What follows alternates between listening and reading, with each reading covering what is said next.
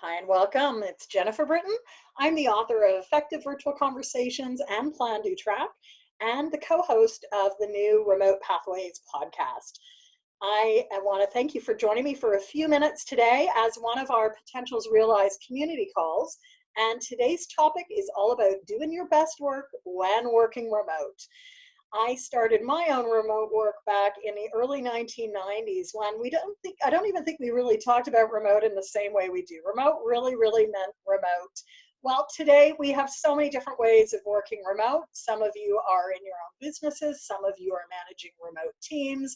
There is really a landscape. And in my more recent writing in the last few years through Plan, Do, Track, and a Virtual Conversations, really this is where these are specialized supports for those of you that are leading and working and building businesses in the virtual or remote space. Now, there's a lot more that we could cover today. This is a quick 15 to 20-minute call. Really want to zoom in to some of the key things. And so for more on this topic, I want you to listen in. As I mentioned, I'm now the co-host of a bi-weekly podcast. You can check it out at your podcast player. It's called the Remote Pathways Podcast, where we explore the adventures of the digital dozen. I, in fact, have a couple of publications coming out later this year, 2020, 2021, which are going to explore the landscape, the ecosystem, the different pathways of the remote world. You can visit our new website, remotepathways.com. You can subscribe, and there's a new blog post series, which you see here at the top. So lots of places to connect. Certainly for those of us in the remote space, connection is key. And I did want to let you know that on the first Thursday of every month at 7 a.m., my co-host and I, Michelle Mullins, co-host a live call from 7 to 7:30 a.m. Eastern. We have had people joining us very early in the morning. Bring your favorite breakfast bevy, and we do put announcements up about it at Instagram, which our account is at Remote Pathways, or Facebook at Remote Pathways. So definitely a topic very near and dear to my heart. What the landscape of working remote looks a lot different today than it did 30 years ago. In those days, like I remember one of my phones, it was a mobile phone. We didn't call it a mobile in those days, but my phone alone required its own briefcase to carry around. And I was on call for 15 years of my life. I supported amazing teams, professionals throughout the jungles of South America. And when I got a call in those days at different weird times of day, I knew it was an emergency. So working remote can mean many different things. And whether you are, we're going to be looking at what's different when working remote.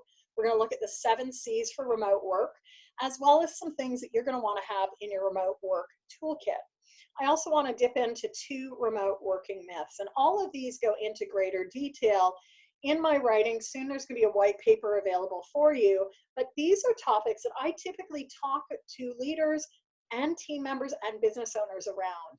So if you're looking for support on this, bring me in virtually to work with your team in a meeting, work with your team during a day. If you're a business owner and you want some one-on-one coaching, let's connect and talk about what's going to be next for you.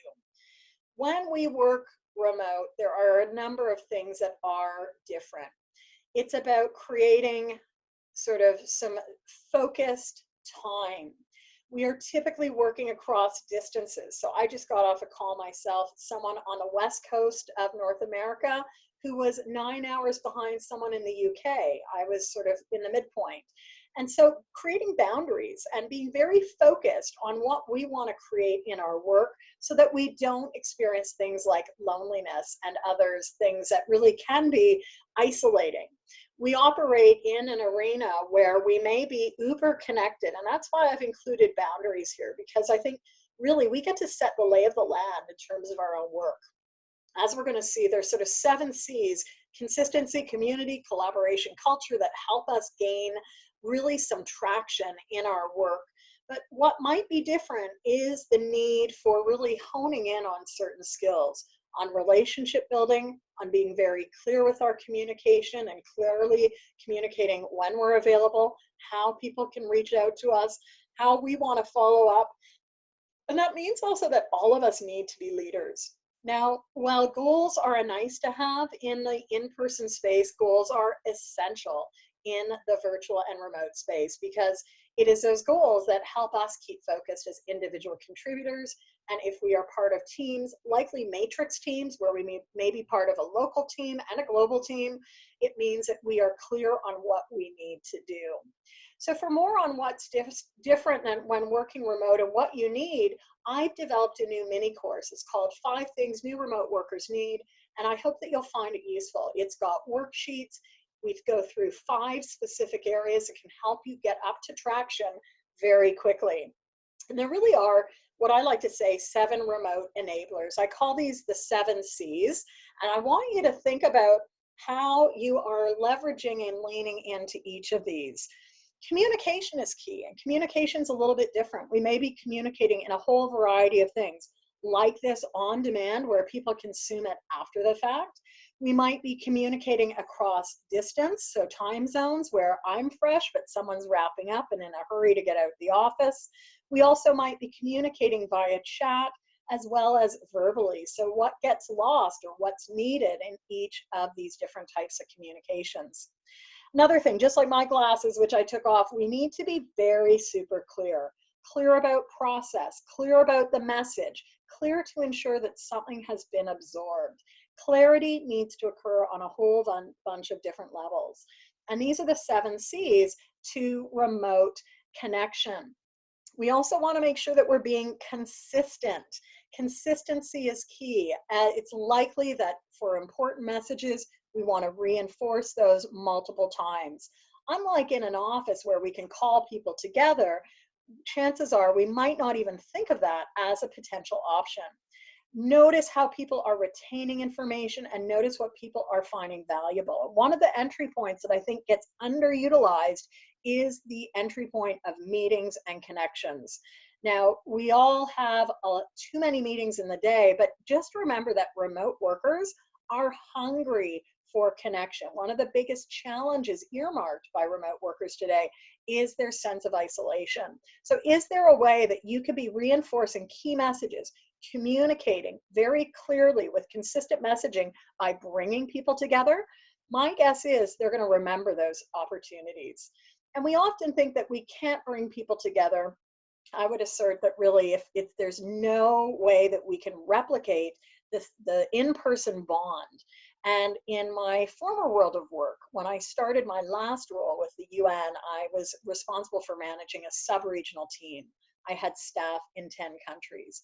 And one of my first questions to my assistant was, how often do people come together? Like, when are we bringing everyone together? And really, it was almost like a shock on her face. What, bring people together? And I really intuitively sensed that there was so much wisdom that could be harnessed. And in fact, we were able to do that. I believe the same meetings still are taking place because I think people are hungry not only for connection to get to know each other, but for collaboration. And in the remote space, we may have people doing very similar work. How do we help connect them together so they can learn from each other, that they can share best practices so that they're able to accelerate their work? Now, 2 more areas to be very clear on and be thinking about all the time is, who are we as a remote team? Yes, that's a bit of a unique question, isn't it? So who are we? What is our culture? Our team culture is who we are and how we do things. And I think this is something that is overlooked.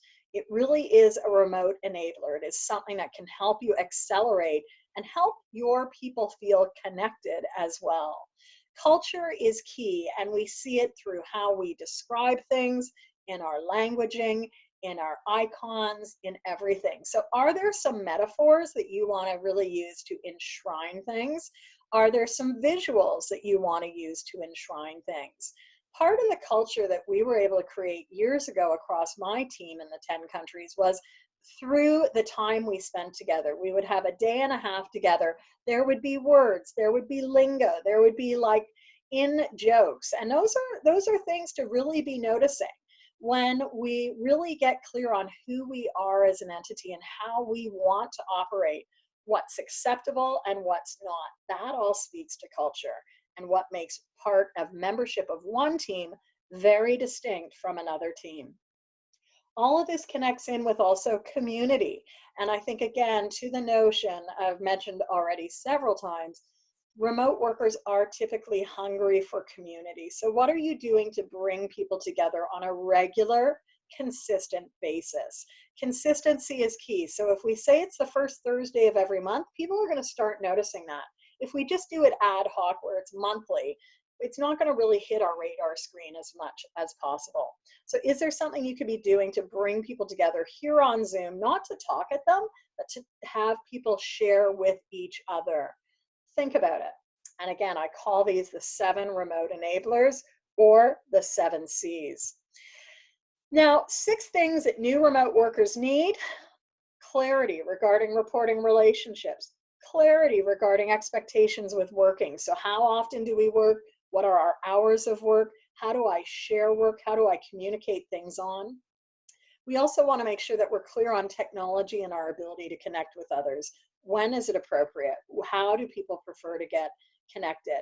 And that might mean that we actually start developing more regular check-ins and feedback cycles. Feedback can be an area that is totally lost in the remote space. And really, we don't operate in a vacuum. So think about how you can be fostering more feedback cycles. And what that might look like is peer partners, pairing people up, doing some job shadowing, providing people with an opportunity to talk about what's working, what's not, sharing best practice.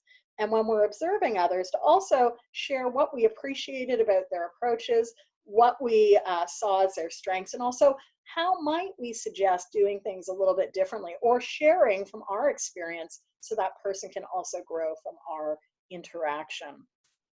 We also want to make sure that we are looking at different platforms, and what are the platforms where people can see, connect, and share. Co-working is so critical, and co-working doesn't mean that we're just sitting there passively. Like, let's bring projects, let's work together. And if we need to raise issues, how do we do that? We really need to know, how do we flag issues and what's going to get caught or happen. Okay, so one of the things, this is February 2020, and as we've seen very quickly in the last few weeks, the rise and onset and spread, potential spread, I should say, of coronavirus, sometimes organizations need to get up to speed quickly. So in Effective Virtual Conversations, the whole book is about thinking about how do you lead and converse in the remote space. There are chapters including design, the whole ecosystem of virtual conversations, what are different ways that you can have conversations and engage in the virtual space. And then also the last third is about virtual and remote leadership and teamwork. So chances are, at some point, you might need to get your team up to speed quickly. Maybe it's a big snowstorm. Maybe it is something global that's having impact. How equipped are your members of your team? And this is where we want to make sure that we do have a dedicated workspace. We want to make sure that people have access to the power and internet. Do you even invest in a solar charger? I've got one of those in my office because I know in the summer months, sometimes power goes down, but I can at least leave my devices getting juice. My phone and this new laptop, I think, is actually going to work well. So essential work kit, office supplies, a comfortable and ergonomic workspace, hopefully one that is private and is secure. These are 2 issues which are really key in today's workspace of remote. How secure is it? Are we getting people to use a VPN? Are we getting them to do something else? And very much, we want to also make sure that we're heard and our conversations are not heard. So I'm the only one in this building right now, so I don't need to have a headset on, but you'll notice me in other calls, I do have a headset on or have my earbuds in. And we finally want to make sure that we have storage which can be locked, storage which can be secure. So think about what's going to help you be effective, access what you need, and also access it in a way which is flexible, secure, and private. All right, systems are key to this work. And as I share in Plan, Do, Track and Coaching Business Builder, there may be systems in several areas: financial systems, communication systems, our client systems, and even marketing and promotion if you are a business. The nice thing about systems is they help us to scale. And scaling our work, automating our work can be critical in a remote team context. Now, it's not to put people out of a job, but if I go to ABC team member in Toronto and expect the same service as I'm getting from ABC team member in LA, half a continent away, we might be shocked if the experience is different. So in a remote space, systems help ensure consistency. Back to one of those C words again. Systems ensure consistency. You'll want to make sure that you are really putting and investing time into systems, because your team members may come and go. Team members may need to come up to speed. Are the systems laid out? Are they clear? Do people need to understand where they need to go, how they need to be shared? We're looking at systems right now at remotepathways.com. Check out podcast. I believe it's episode 5 or 6. You can just check those out. They're 15 to 20-minute episodes. And I think the systems checklist is one of our regular downloads.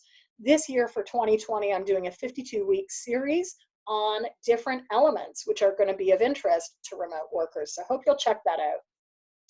Now, before we wrap up, I want to share 2 remote work myths. And I think these are important to debunk. Number 1 is something I call no person is an island. No person is an island. We are interconnected. Even though I might not see you every day, I might not connect directly with you every day. If we are part of a team, we are part of a team. Even if I'm a solopreneur, I'm not typically working in isolation. I'm supporting clients. I might be bringing people on board to help me with certain project initiatives. I may be working with a graphic designer, or I might have a virtual assistant who is helping me. In No Person is an Island, it really is about helping people connect in with those that can support them. It's recognizing that my impact might have an impact on someone else. So for those that are interested, check out the call I did last Monday. It's an effective virtual conversations call where I talk a little bit about this whole notion of no person is an island. You can find that at youtube.com/effective group coach. And you'll notice that there are several different playlists. Today's call will be put under remote pathways and also effective virtual conversations, as well as Plan, Do, Track. So again, with many multiple books and brands, you will start seeing that there are recordings that show up in different places. Last week, we looked at No Person is an Island from the concept and context of communication. Remote Pathways is all about being more practical and tactical. How do you get up to speed? How do you do your work? How do you do your best work? And that's where Plan, Do, Track comes in. Plan, Do, Track, of course, my 2019 planner workbook. That resource is geared to help you understand who you are as a remote worker and give you a weekly, monthly, quarterly, and annual planning system. My guess is you've got your daily plan online or offline, you've got that down, but are you looking up to your weekly plans, your quarterly plans, your annual plans? Might not be. So remote working myth, area 1, think about this one, no person is an island.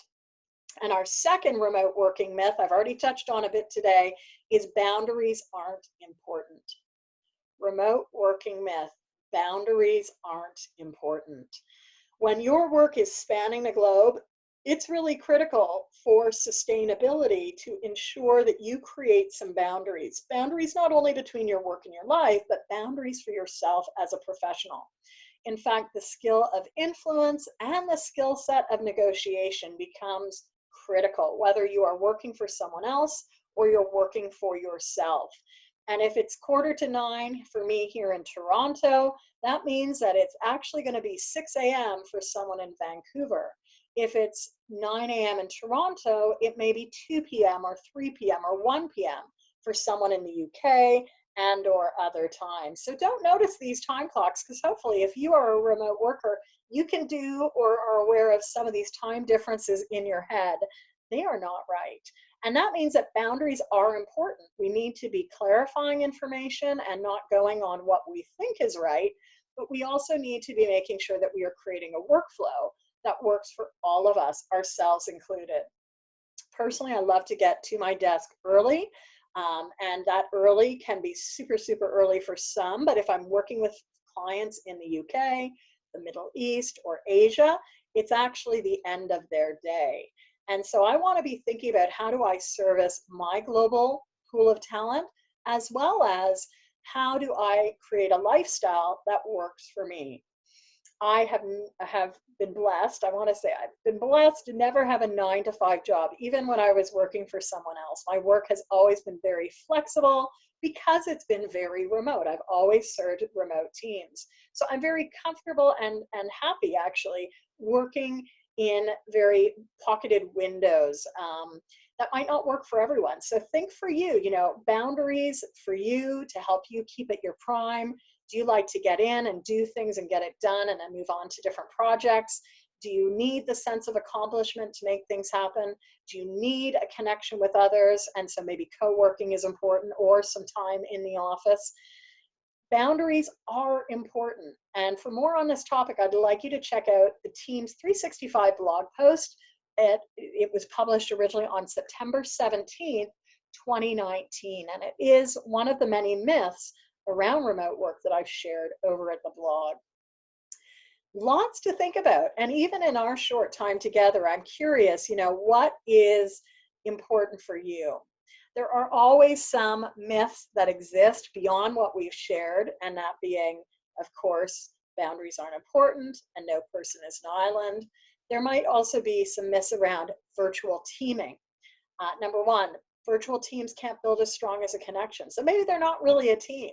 Well, interestingly enough, remote and virtual teams have not a mindset, but we actually have some collaborative things that we need to keep in mind, and also some individual focus. Virtual remote teams are teams, and we don't necessarily need to come together in the same room. In fact, many of the teams I've been a part of, working with exceptional folks, getting amazing results around the world, we've never physically come together over time. Doesn't mean that we weren't connected. It just meant that we connected in a different way. And I know that this may sound interesting or different from some of you that haven't had the exposure to the digital or remote space. In fact, the ability to form connection quickly, to build that rapport, is a critical skill set for any virtual and remote worker. I was reminded of this recently when I went to my local grocery store, and I said, "Oh, well, you're in early." And I said, "Yeah, I've just gotten off a call. I started my day at 4:30 this morning."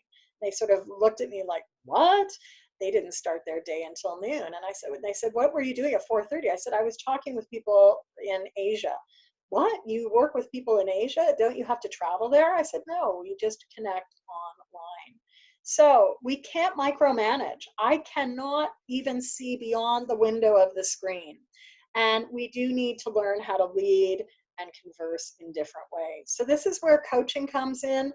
This is where empowering others, this is where a paradigm shift around how we operate, how we lead, really comes into play. It's not for every organization, but if you are a virtual remote team, if you are a virtual remote leader or business or startup, I hope we'll connect, and let's see how we can support you.